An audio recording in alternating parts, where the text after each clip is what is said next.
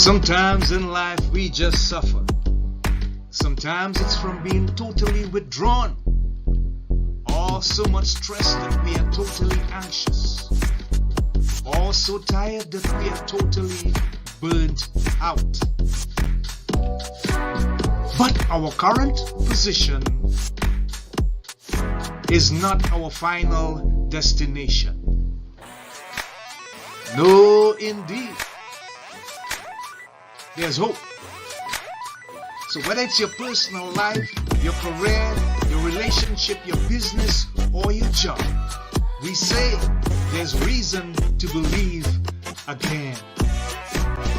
And we present from Andy's personal development, the breakout room. It's the place for health,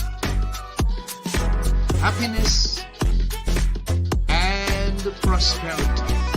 Stay tuned for more.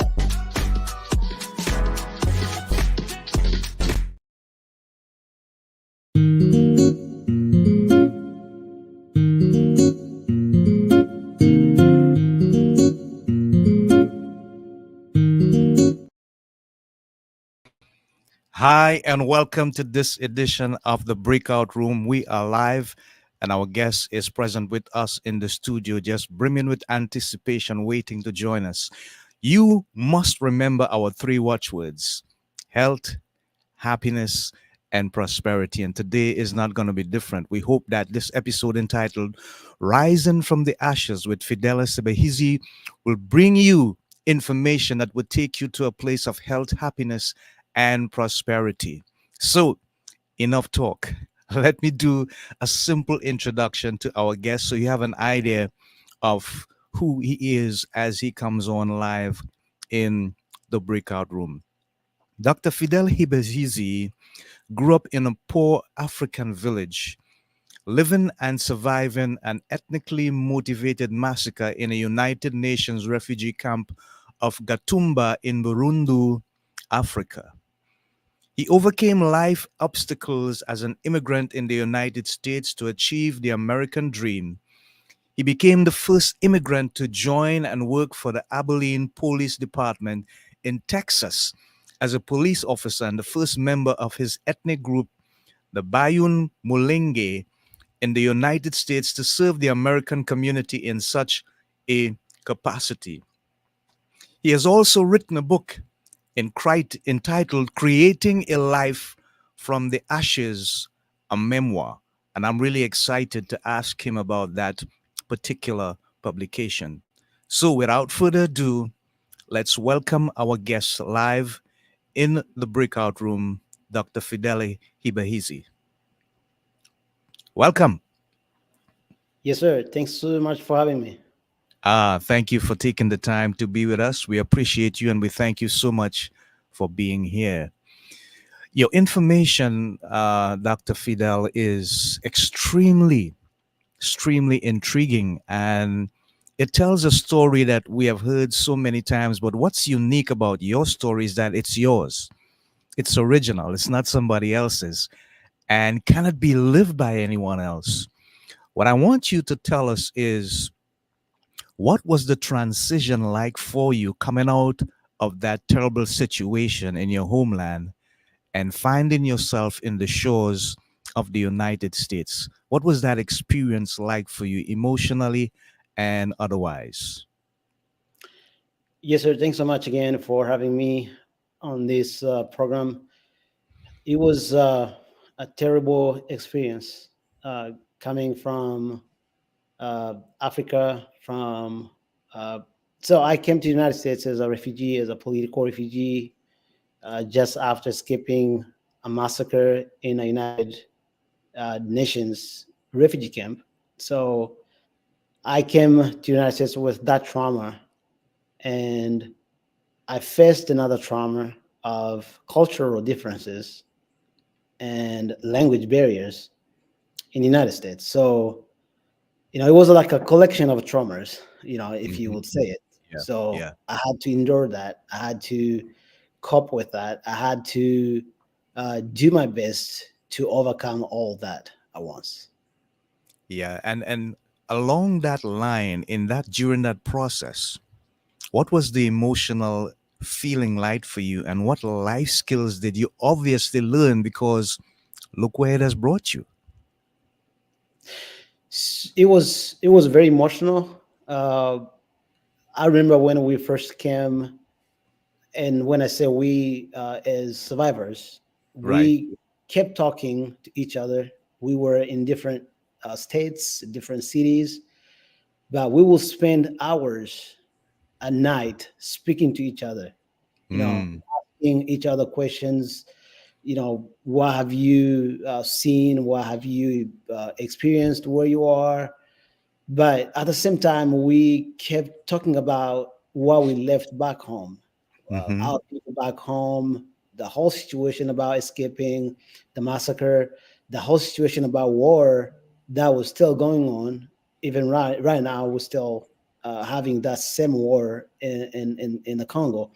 So that was very emotional. It was not easy to get used to it, or get over it, and start a new life in the United States. And so, for we had to go to school, we had to go to work, we had to get over what we had experienced and move on with a new life in a new country. So we had to do that regardless. Yeah. And you became the first immigrant to join and work for the Abilene Police Department in Texas. Tell us about that experience. That's a landmark experience for you. How was that like for you? So I came to the United States in 2007, and my first stop was San Diego, California. I didn't choose to go to that place.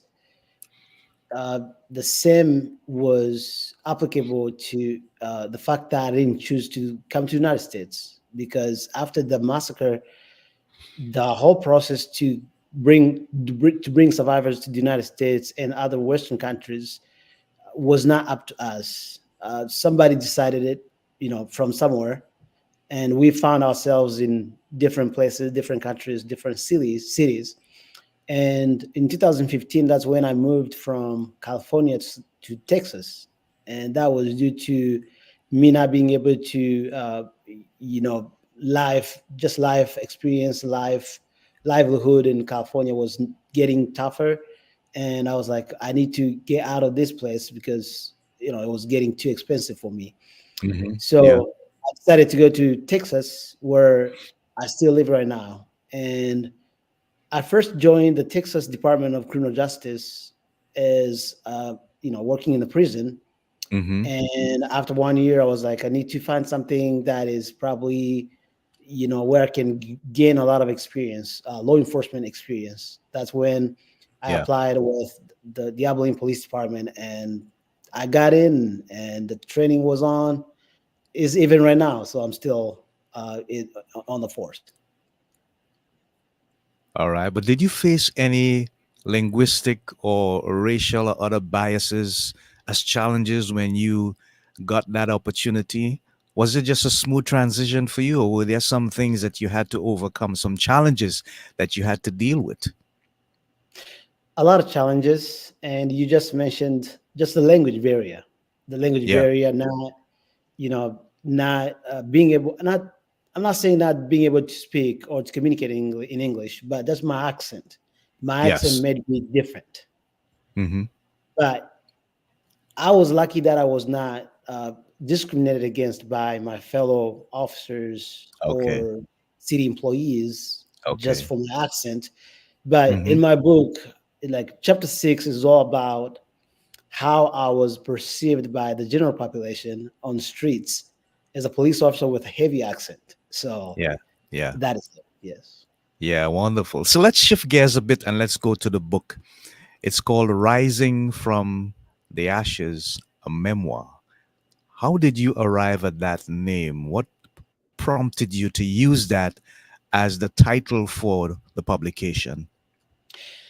So I had another title when I was going through the editing process, and I remember it was from struggle to success, something like that. and my editor was the one who helped me, to form or to come up with that title, "Creating a Life from the Ashes." I think after, reading all the pages, all the, the chapters, she was like, "Can we do this? I think this is better than, just coming from struggle to success." That sounds like general, but this is sounds like very specific. So my editor helped me to come up with that title. Yeah. And I love this cover, Dr. Fidele. I mean, it's an amazing illustration of things that you would have gone through as I look at the background there. But you standing out there with your police uniform and stuff, who inspired you to put this as the final cover for the publication? All right. So the background picture, I was actually standing. I'm one of those people standing there in the background. So Yes. that's after Yes. the massacre and after losing 166 friends and family members. Mm, So yeah. I was Yeah. among those people in the background. So I chose that picture. I had to Mm, talk to the Survivors Foundation, and I got permission to use that picture. yeah. Uh, I like that picture Okay. because it shows, as you just said, it shows how coming from basically from the grave to where I am right now. Mm, Even though I did not die yeah. with my relatives and friends that day, I was lucky Hmm. enough not to die. But you know, I was like, literally, I came from there because I experienced that. I saw it. I buried my people, and then after that, we came to the United States, and now look where I am right now. So that's Yeah. that's the whole idea about the cover. Yeah. I love that deep and open, vulnerable contrast. It sends a strong message. How long have you published this book? So the book has been published since August 19th this year. Okay. So it hasn't been that long. Yes. Okay. But what kind of feedback, what kind of responses are you getting from the publication out there? What are people telling you about the book? A lot of positive feedback. I remember one time one reader told me that when she was reading the book, she cried 3 times Wow. just reading what I went through, and at this time she was just at page 41 when she cried three Hmm. times. I was like, Hmm. what's going to happen when she gets to this page and this page and this Deeper. page? She's going to cry probably like Yeah. hundreds of times. I felt sorry, but at the same time I was like, yeah, it is what it is. This is a true story, and this is what I went through. I'm not making this up. This is a true story. It's a memoir, so it's a real story. Right. Right. Taking that into consideration, Dr. Fidel, what is the endearing message that you want people to really grasp and take hold of as they read the publication? What do you want them to remember the most? So my message is all about get inspired Hmm. and be determined to do something in your life. If Hmm. you have something to do in your life, there's one part in my book where I talked about how to get determined and decide to do something and stick with that plan. Stick with your plan and don't back from it. So it's all about determination. It's all about courage, and you can find courage within yourself, not just getting it from somewhere else. Yeah, you can read books to get motivated, but motivation resides within you, reside within a person who wants to get somewhere, who wants to accomplish something. Because if you don't have determination, it's impossible. It's almost impossible to accomplish whatever you want to accomplish. That's my philosophy, and my philosophy is just to stand in front of like whatsoever that's coming your way, an obstacle that you're experiencing or battling, like life obstacles, something that is standing in your way. Just stand against that struggle Do not run away from it. Once you run away from it, you might end up finding more struggles, you know, that will overwhelm you, and it will get you stuck even more. Yeah, thank you very much for sharing that. And the compassion and the passion that you display as you spoke about it is real and engaging. Is there another publication in the future, a follow up, a sequel, or something about rising from the ashes? After this book, I think about writing another one, which is based on a true story as well. It won't be necessarily a memoir, or it'll be similar to a memoir, but it'll be a story, uh, you know, from somebody else or from other people, but combined together in one story. That's a plan that I have, but I need to make sure this gets, Yeah, established first before I can move on.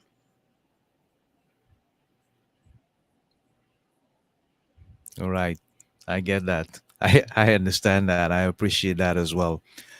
Have you had the opportunity to do any live book talks and meet people and just tell them about the personal experience you had from the publication in real time and see their response and how they think and how they feel about what you actually had to go through? Not in a group, but I've done a couple of Hmm. podcasts, sessions, but not like in a group Yeah. setting. So I haven't done anything similar to a group setting yet.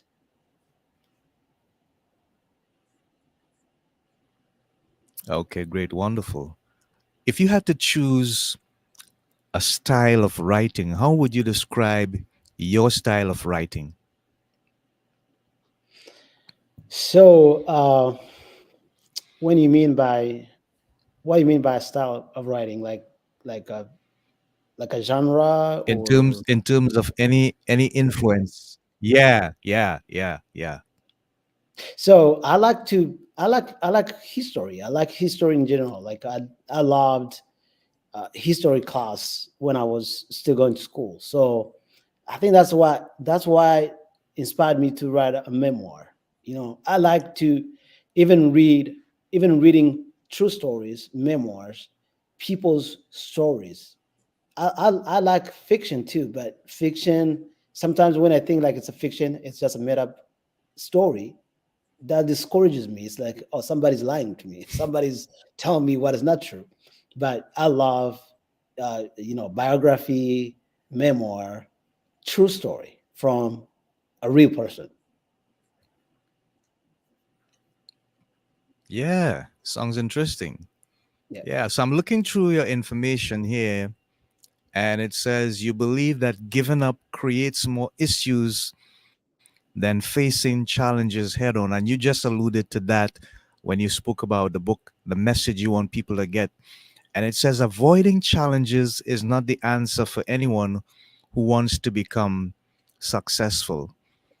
Do you give this information? Do Is this information meant for people in general or for folks who have been through a similar experience to you, and especially from the African diaspora? No, this message is for everyone who finds themselves in the same situation. It's not necessarily just Mm.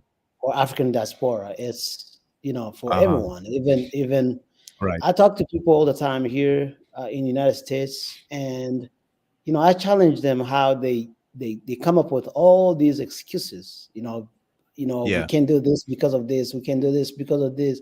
We can't do this because. And when I look at myself, and when I look at immigrants, what they had to suffer, what they went through to get where they are right now, and if somebody like myself, an immigrant from my home village, small and poor village called Bijombo in the Democratic Republic of the Congo, can Yeah. accomplish something, can do something like this. Why not somebody who was born in plenty of opportunities, like in the United States? Yeah. I don't Hmm. see why people come up with excuses when they have a lot of opportunities surrounding them. So I tend to challenge people like that, and it's not bragging about what I have done, but it's like showing them, look, if I did this, you can do much better because you were born in a better position than the position I was born in. Yeah. Yeah. I totally agree with you, and it makes so much more sense. Have you considered taking up the, the, the, the task of being a coach, a life and development coach, say, for example? Have you considered that? Oh yes. So I've been thinking about after I published this book. You know, I was thinking. I've been to think about what can I do with this book? What can I do with this book? Just Yeah. publishing a book is not enough. I have Hmm. found that writing a book is probably the easiest thing to do when it comes to do something about the book. Writing a book and leave it there for people to read it and find out themselves what they need to do. It's the simplest thing to do.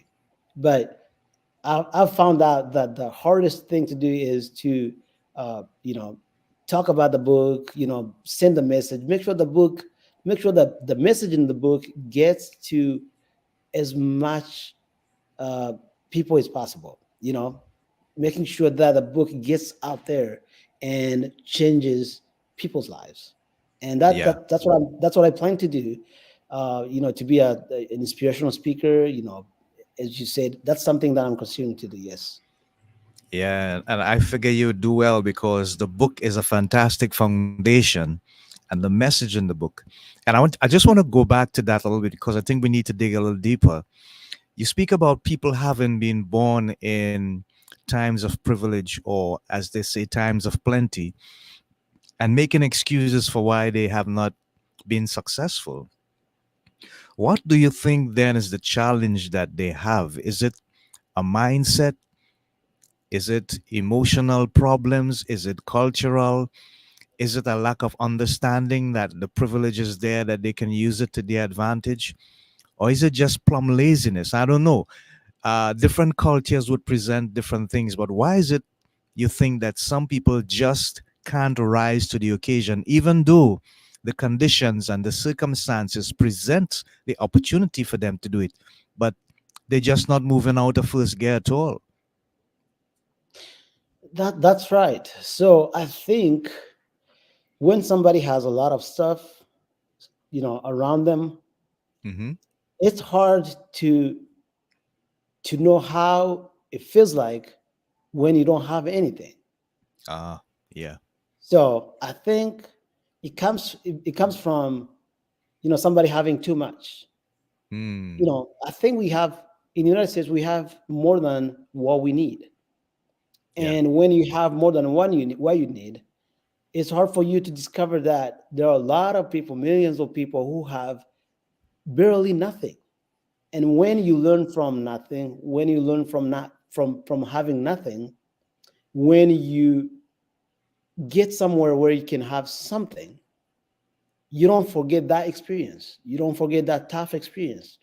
I think maybe excuses and laziness and whatever you name it come from not realizing that having too much can make somebody spoiled. I hate to Wow. say that, but Yeah. having too much surrounding you, you know, it, it, look, it makes you blind.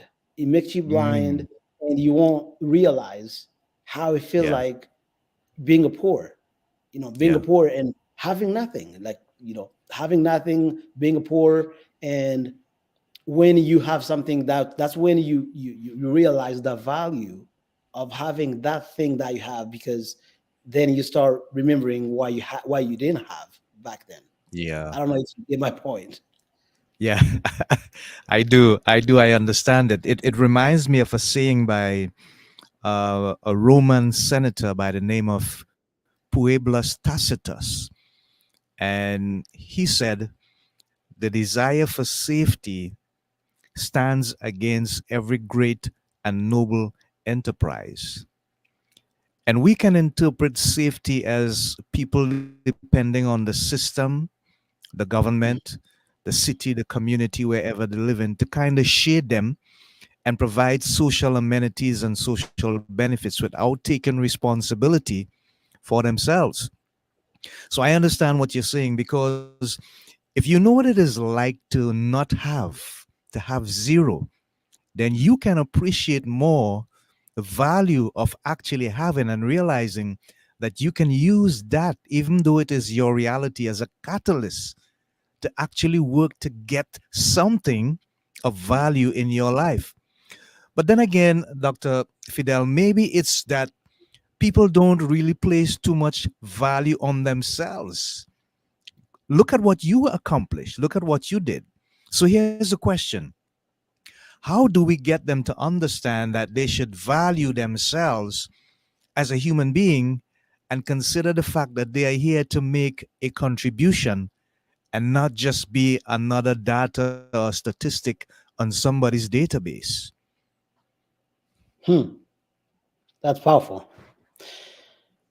You know, people Thank you. are people value, materials more than themselves. We Wow, that's tend to sad. yes, that's sad. We tend to value materials more than people themselves, more than Hmm. Hmm. ourselves. Yeah. So if I have something, if I have like three cars, two houses, I feel more valuable than if I didn't have anything, because that at that time I value materials, I value the wealth more than myself. So Mm. when we focus, and when I say we, when people focus Yeah. on, wealth, on what we have, what we don't have, we tend to forget ourselves. That's a sad reality. Wow. So Yeah. I guess to come out of that is to try to shift our focus from materials, from physical materials, and focus or fix our attention to humanity, to us, to what we can do, for others, what we can do for ourselves, what we can do for our families. And once we start realizing that humanity is valuable than physical materials, then we will get to the point. We'll get to the reality. Yeah. That is so true. Thank you for sharing. Have you looked at any other writers and admired their style and the progression and the way in which they put together their writings and so on? Are there any other genres of writers that you look upon and you admire? You just say, "Wow, I appreciate what they're doing. I like their style." Yeah, in general, I like to just read books, different books. Hmm. As I said, even though I said that I don't like fiction too much, Yeah. but I get I get I get attention when I read, or a fiction, Mm, pace of writing gets my attention at the same time. But yeah. it is after reading it when I realize, oh, this is not true. This is just a made up story. That's when I Yeah. come back. I was like, ah, yeah. But at the same time, it gets my attention because when somebody, thinks about writing that kind of genre, that kind of style of writing, it gets me. It's like, oh yeah, this is great. When somebody thinks about this and then they come up with this book, it's a great. But when I read about people's stories, people's memoirs, biographies, like great historians, great politicians, Yeah. oh man, I can spend hours and hours and hours just reading about them. Oh, wow. Yeah. So we're talking about the likes of, and I'm just gonna name three of the greatest that I have seen with regards to philosophy and a way of life. Nelson Mandela, Martin Luther King Jr., Mahatma Gandhi, all deceased. But they Yeah. have left such endearing legacies that give us hope to believe that mankind still has the opportunity to create a better version of themselves. And I firmly believe this. Now, have you been able to connect to any other persons from, let's say, other sections of the African diaspora with regards to your story? Anyone who has had a similar experience to you and has made some sort of strive and some sort of achievement and accomplishment in life? Have you met that kind of person along your journey? I have not, unfortunately. Ah, I think that's what I'm going. I think that's what I'm ah, heading. And I hope I'll meet them one day. yeah, yeah. I like that. Are you into sports, Dr. Fidel? Are you into sports? Let's say NBA, the NFL, any No, of I those don't. I don't. areas of sports? I don't. Yeah. So when I have time, I watch soccer, Uh huh. and that because that's what I grew up watching. That's what I grew up playing. So, but Yeah, yeah. when it comes, for example, to American football, I don't understand what they play. I don't understand the game. Like in baseball, when I watch it, it's like Yeah. who's doing what they're doing, right? Because I don't Okay. understand the game. I don't understand Okay. the whole thing All about right. Right. what they play. But Yeah. when it comes to game, if I have time, I watch soccer. So that's what I watch. Okay. Yeah. Understood. Understood. I appreciate that. Yes, What sir. does the future look like for you with regards to achievement? Is there any other projects, things that you're working on that you're looking forward to in the future, beside the other book that you're looking to write? Personal accomplishments for yourself, because I think based on how you are speaking and the way you project yourself, your posture tells me that you're not only very ambitious, but you appear to be a visionary, and I commend and applaud you for that. Is there any other projects in the works, accomplishments for you that you are currently looking at or seeking to get to at some point in the future? Yeah. So my long-term project or long-term plan that I have is to contribute back home, make Ah, make the country better, or okay. come with other people back home to make our country better. Because right now we are still in war, we are still in civil war. People are dying. Like my villages that I describe in my book, they are all ashes right now. So Wow. I plan to be one of those people to rebuild our country and to make it a safer place for future generations. That's my Mm-hmm. ultimate plan in the future. Yeah. Yeah. Yeah. It's a very ambitious plan, but it's also a wonderful plan. And it's going to take a tremendous amount of resources. Do Yes. you think you could get any sort of NGO assistance or support in terms of maybe the United Nations or other organizations who would be focusing on humanitarian causes? Can you just draft them in and outlay your plan and let them know what you're looking to do, how you're looking to save your village, help your people to grow, to develop, to have a better lifestyle?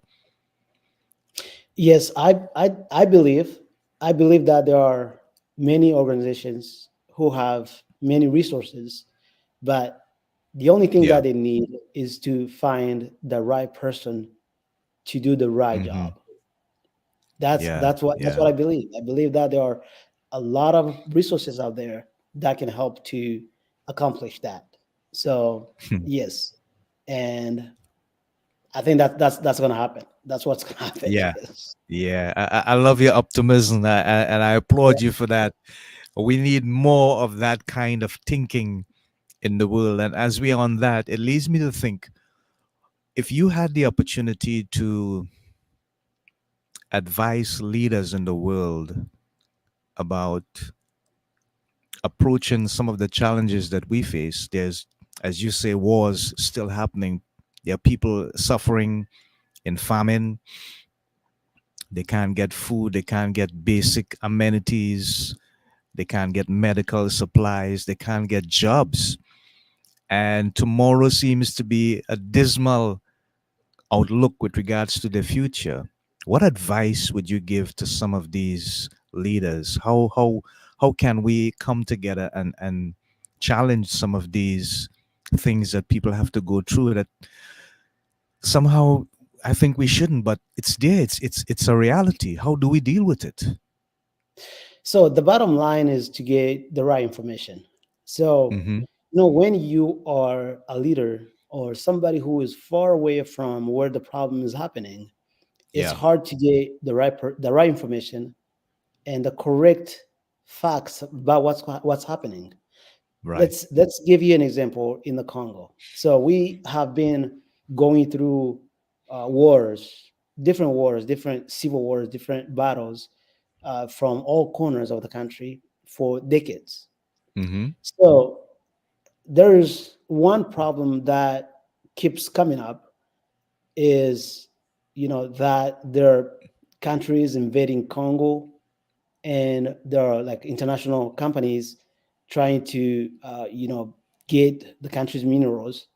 I'm not saying that does not happen, but Yeah. my point is those leaders and giant organizations, dedicated to help people and bring back peace and make sure things get better, they don't I don't think they find the right information from the right people. So, you know, all they talk to is like the government and government officials. And what they're gonna get is what? Is just biased information, biased facts. So they don't get to the bottom of the problem, to the roots of the problem, to you know learn and get uh, you know correct information about what's happening on the ground in order to solve the problem. So when you get biased information, biased facts, you get misled. You get misled. So you can't get to the bottom of the problem when you have false information about something that is happening. So that's the bottom line, is to get to the problem, to get to the roots of the problem, and by doing that is to get correct information, unbiased facts. Yeah. And that would mean essentially being able to connect with people at the grassroots level Yes, in the yes, communities where it's actually happening to find out their story, what they are experiencing, and how they that's got right. from point A to point zero, as Mhm. the case may be. Wow. It's That's it's right. so engaging. How many languages do you speak, Dr. Fidel? So yeah, I like that question, and you're not the only one who have asked me that. So I can communicate in multiple languages. Some of the languages that I'm fluent in, others I'm not, but I can still communicate even through you know uh, you know oral or writing and stuff like that. So yes, I can communicate in probably at least seven languages, if I'm Wow. not mistaken. So, and they could be even more than that, depending on the level of communication that you are looking at. Yeah. Yeah. Wonderful. Wonderful. If you had the opportunity to speak to 7.8 billion people, which is roughly the world population, from a philosophical perspective, what would you say to them? Know what you are doing or what you want to do in the future, either short term plan or long term plan. Determine or come up with a clear vision, a clear goal, a clear step by step, vision, or I mean, mission or vision or what you want to do, and focus on that. Avoid distraction, avoid all these, life obstacles that scare you or make you look inferior or feel like you can't accomplish anything. So, and then focus on that. Do not be distracted by your surroundings. Uh, like, how we tend to get distracted by other people, friends, even friends.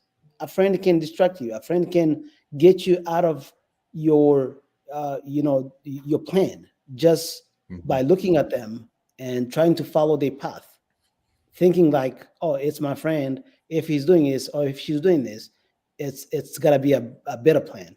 But at the Hmm. same time, just make sure that you can focus on what you want to accomplish and stick with that plan.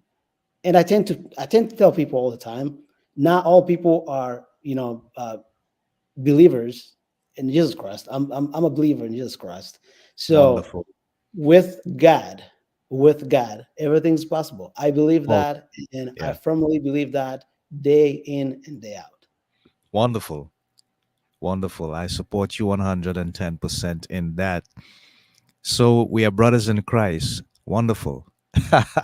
Here's the thing, when you look at the influence of AI technology in the world today, what is your honest opinion on what it is doing, the effect that it is having on people, on society, on the way we now perceive and see things and address each other?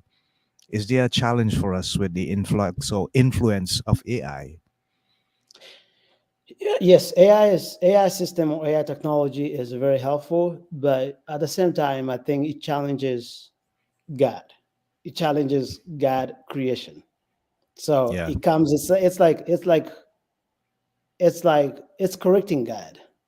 I know Mm-hmm. it's helping us, but at the same time, it's like, oh, God doesn't know or didn't know how to fix or make this right. Yeah. So Yeah. we as people, we can do it. We can make it better.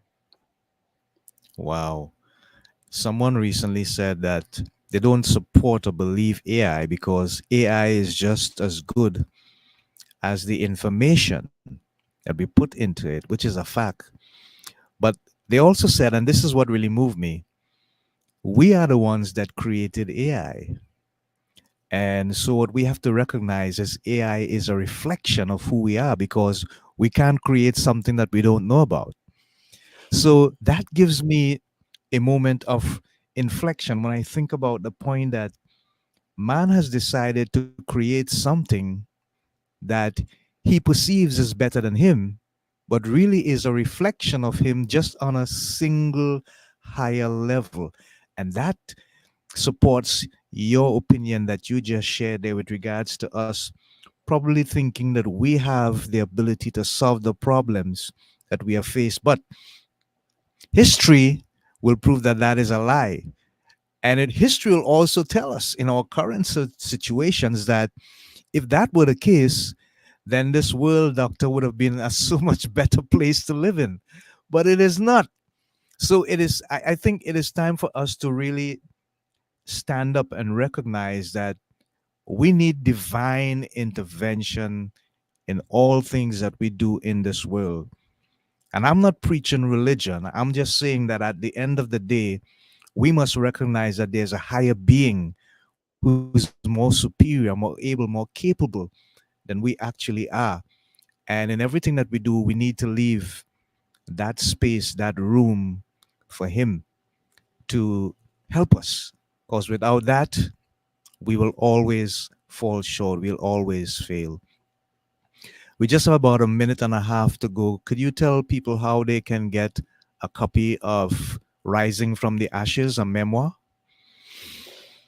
Yes, sir. They can get a copy of the Creating a Life from the Ashes, a memoir from Amazon. So the book has been there since August 19th, 2024. Uh, it's there, and right now it's in three formats or three versions.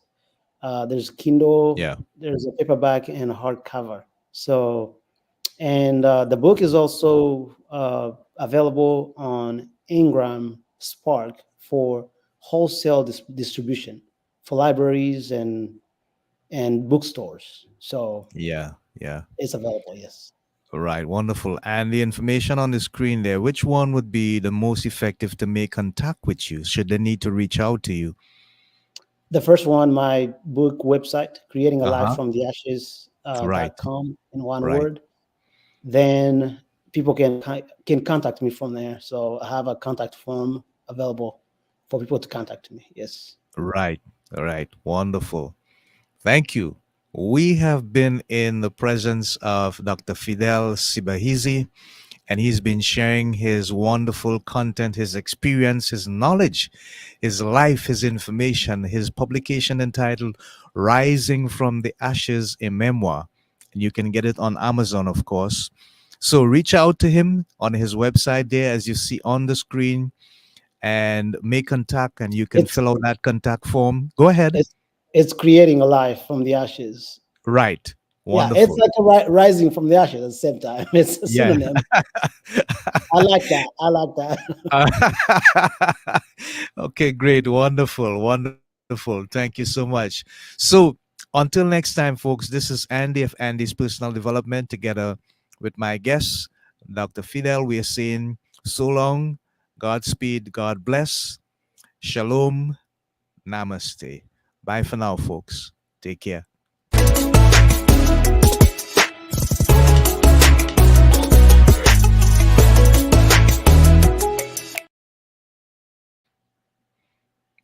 Okay, so we'll end the stream here.